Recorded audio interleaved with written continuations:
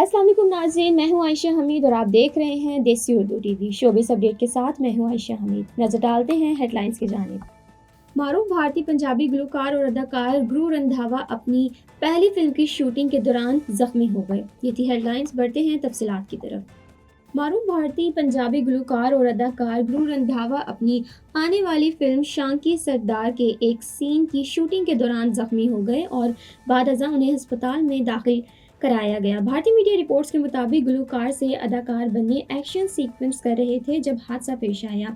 वाक़े के बाद इसे फौरी तौर पर तिब्बी इमदाद के लिए अस्पताल ले जाया गया। You came to this country for a brighter future for you and your loved ones. You've made it this far. Now it's time to become a citizen. With citizenship, you gain the right to vote, access to federal jobs, the ability to keep your family closer, and the freedom to travel with a U.S. passport. These are just a few of the benefits waiting for you when you become eligible. We're here to help you through the process with free resources and personalized guidance. Together, we can make it easier. Get started at becomeacitizentoday.com.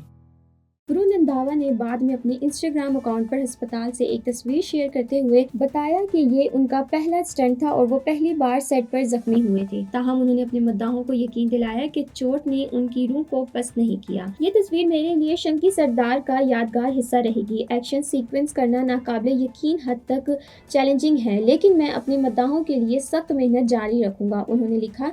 इनकी post के बाद मद्दाहों ने उनकी जल्द सेहतयाबी की उम्मीद करते हुए दुआओं और नेक तमन्नाओं के साथ तबसरों का सिलाब भी दिया। देसी उर्दू टीवी से फिलहाल इतना ही। मज़ीद खबरों और अपडेट्स के लिए देखते रहें देसी उर्दू टीवी।